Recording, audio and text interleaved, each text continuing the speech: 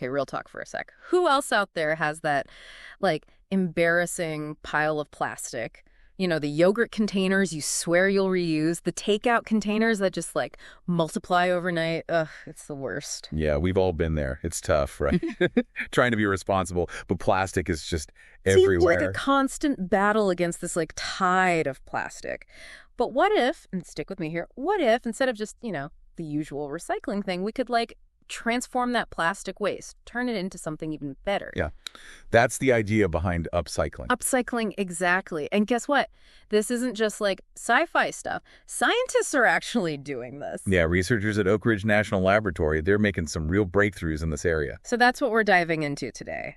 Upcycling plastic waste. We're going to break down the science, the potential, the whole thing. It's pretty amazing stuff. It is. So to kick things off, let's face it, we've got a serious plastic problem, right? I mean, globally, how bad is it, really? Well, it's pretty startling when you look at the numbers. Did you know that something like 450 million tons of plastic gets tossed out every year? Globally, that is. And get this, we only recycle about 9% of that. 9%. Seriously. Yeah, it's a pretty dismal statistic when you think about it. Mm-hmm. Definitely highlights the need for, some new solutions. Absolutely. So let's dive into that solution. The researchers at Oak Ridge, they're using this thing called molecular editing to transform that plastic waste. Sounds kind of complicated. It's actually pretty fascinating. But yeah, I can break it down. Imagine rearranging Lego bricks. Yeah. Right? But instead of bricks, you're rearranging molecules. Okay, I'm sort of with you. So we're not talking about just, melting plastic down and reshaping it. We're talking about actually messing with those tiny building blocks. Exactly. You got it. And by manipulating these molecules, you can actually change the properties of the plastic itself. Whoa, hold on. So they're not just recycling, they're upgrading. That's a great way to put it. They're actually enhancing the plastic, making it even better than before. Wow. Okay, so what kinds of plastic are they targeting with this technique? Well, they've had some really promising results with some of the biggest offenders when it comes to plastic waste, like polybutadiene. That's, the main stuff in tires. Tires, right. I always wondered about those. They're impossible to recycle. And what else? Oh, and then there's acrylonitrile butadiene styrene. You'll find that in everything from toys to appliances, tons of stuff we use every day. And that stuff's super hard to recycle too, right? So got it. So, this technology has the potential to really change the game for dealing with those kinds of plastics. Okay, yeah. That's huge. I'm already sold. But how does this whole molecular editing thing, how does it actually work? I mean, what are the steps involved? Well, first they got to shred the plastic waste into little pieces. Like little bits? Yeah, tiny bits. Then they dissolve those pieces in a special solvent. So they're making plastic soup? Pretty much. And then they add this special ingredient, a catalyst, specifically a ruthenium-based catalyst. No, I vaguely remember catalysts from high school chemistry. They make things happen faster, right? Got it. And in this case, the ruthenium catalyst is imagine a really skilled matchmaker, but for molecules. Okay, now that's an image. So this catalyst helps the plastic molecules link up in new ways. Precisely. It facilitates the breaking and refirming of those molecular bonds. So it's not just random mixing. They're actually controlling how those molecules connect. Right. And this is how they're able to create those enhanced plastics with specific properties. That is so cool. So we're talking stronger plastics, more durable. Exactly.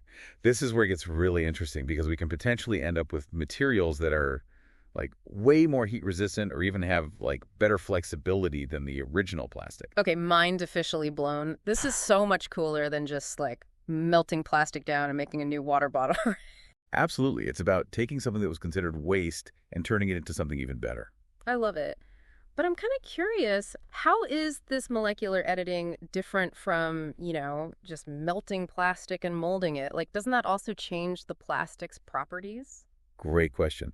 You see, with traditional recycling, you're just heating and reshaping the plastic. You're not changing the basic building blocks of the material itself. And what you often end up with is, a lower quality product. So it's like making a blurry photocopy versus creating a whole new image. This molecular editing thing, it's precision work. Exactly. And because this process has high atom economy, it means you're using almost all of the original material, minimizing waste. Okay, that's amazing. But how do they actually do this molecular editing? What techniques are they using? Well, it's a combination of things. There's ring opening metathesis, polymerization, Yeah. and then there's cross metathesis. Okay, those sound pretty technical. Can you like break those down for us? Sure, sure. Think back to those chains of molecules, right? Well, imagine some of those molecules form rings, like tiny loops within the chain. Ring opening metathesis, polymerization, is like cutting open those rings and extending the chain, making longer polymers. So like unlinking a paperclip chain and adding more paperclips. Exactly. Perfect analogy. Ah. Now, cross metathesis, that's where you have two different chains, imagine two different paperclip chains, and you're able to swap sections of those chains. So you're like mixing and matching, creating a hybrid. Precisely. And that's how they're able to, combine different properties and create these amazing new materials. That's incredible. It's like molecular Lego, but I have to ask, what does all this mean for like the real world? What can we actually do with these super-powered upcycled plastics? The possibilities are pretty much endless. Just imagine like super durable products that last way longer and don't have to be replaced as often. Okay, yeah. Less waste, less stuff ending up in landfills. Yeah. I like it. What else? Think about things like electronics or car parts, things that need to withstand high temperatures. So we could have like even more powerful gadgets or cars that run better. You got it. Upcycling could lead to plastics that can handle those extreme conditions without breaking down. This is like game-changing stuff. I can't wait to see what they come up with next. Before the break, we were talking about how this upcycling process makes the plastics better. Yeah, like way better. Right.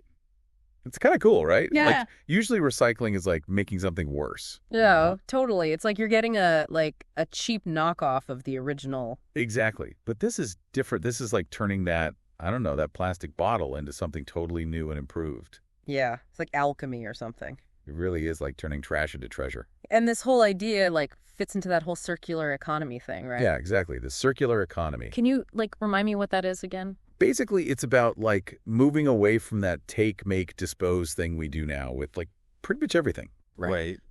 And instead, trying to keep stuff in use for as long as possible. So instead of just chucking our plastic in the recycling bin and hoping for the best, we're talking about like a closed loop. Exactly. You got it. So like imagine all that plastic waste gets collected and then like sent to these giant, I don't know, plastic refineries or something. Yeah, I like that. Plastic refineries. Or it's like sorted and processed and turned into all this cool new stuff. That's the idea. Instead of ending up in, landfills or the ocean, that plastic waste becomes like the raw material for new products. It's like the circle of life, but for plastic. Yeah, exactly. Okay, I love the vision, but how realistic is this really? What are the like roadblocks? Yeah, good question.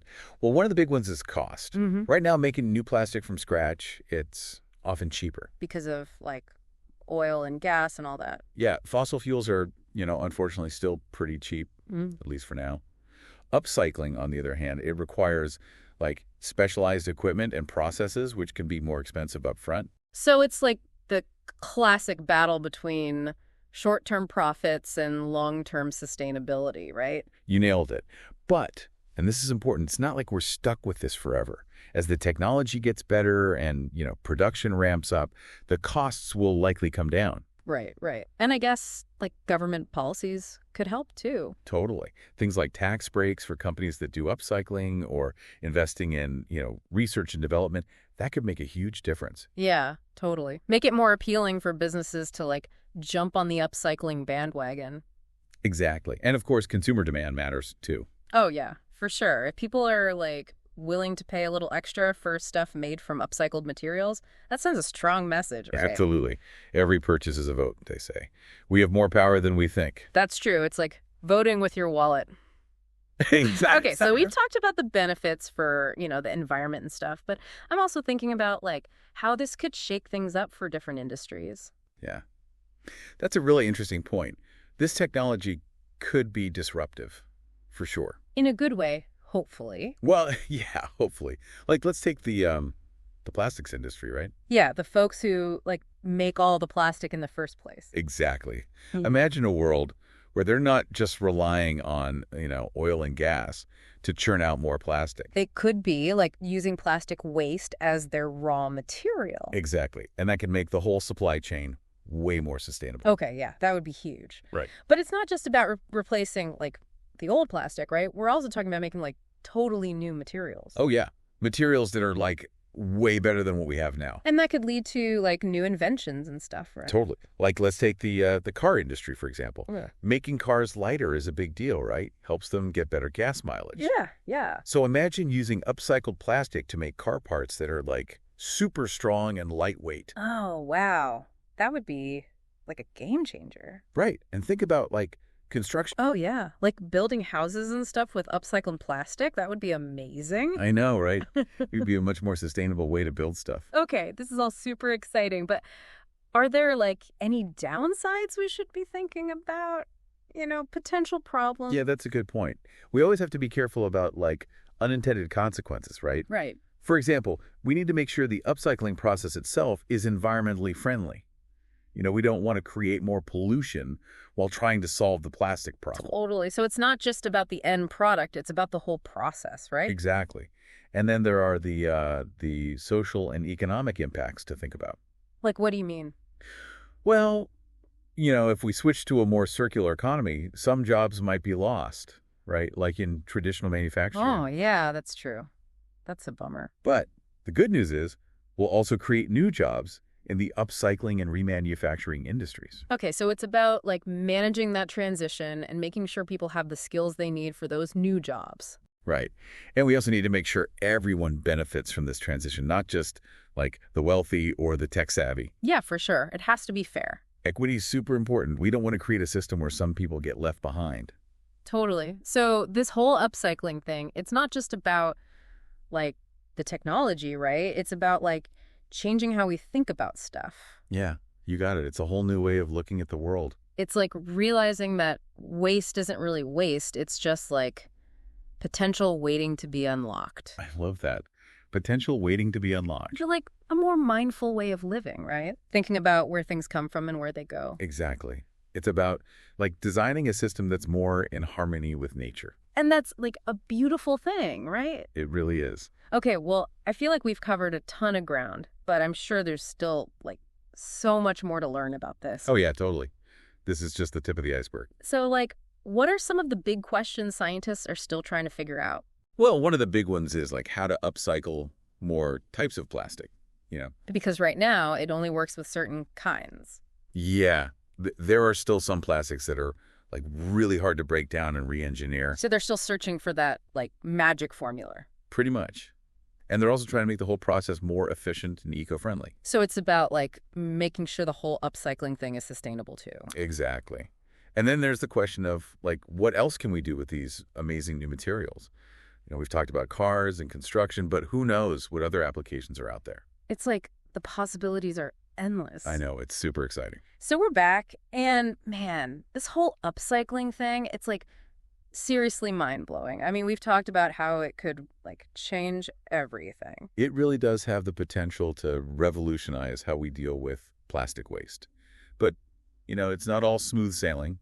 There are still some bumps in the road. Yeah, like what kinds of bumps? Well, one of the biggest challenges is still cost. Right now, it's just cheaper to make plastic from scratch, using those fossil fuels. Right, because oil and gas are still like relatively cheap. Exactly. And upcycling, well, it requires more specialized equipment and processes. It can be expensive, at least for now. So it's like that short-term versus long-term thing again. You got it. But the good news is, as this technology gets better, as we scale up production, the costs will come down. That makes sense. And like we were talking about before, governments could help too, right? With like incentives and stuff. Absolutely. Tax breaks for companies that use upcycling, investment in research, those kinds of things could really tip the scales. Yeah, totally. Make it a no-brainer for companies to choose upcycling. And then, of course, there's consumer demand. If people are willing to pay a little more for upcycled products, that sends a powerful message. Right, like voting with your wallet. Exactly. It all adds up. Okay, so it sounds like we need like a multi-pronged approach. Governments, businesses, and us regular folks all working together. Exactly. It's a collective effort for sure. So as we wrap things up here, what are some of the like key takeaways you want folks to remember about upcycling? Well, I hope people come away from this feeling, I don't know, maybe a little bit hopeful. Like this isn't just about, dealing with a problem. It's about creating something new and amazing. Turning trash into treasure. I love that. It's pretty incredible when you think about it. And it's important to remember that this technology, it's still young. There's so much more to discover. So, like, we're just at the beginning of this whole upcycling journey. Exactly. Mm. And who knows what the future holds? There are so many possibilities. I'm, like, totally on board. This whole deep dive has been eye-opening. It's amazing to see how science can help us tackle these big, scary problems. It really is inspiring. And, Yeah. at the end of the day, it's up to all of us to make a difference. We can choose to support sustainable products. We can push for policies that promote upcycling. We can change our habits. So it's not just about, like, the tech itself. It's about changing our mindset. It's about, like, seeing the potential in things that others might just throw away. Well said. It's about creating a better future together. I love that. All right, well, that about wraps things up for this dip dive into the world of upcycling. Thanks for joining us, everyone.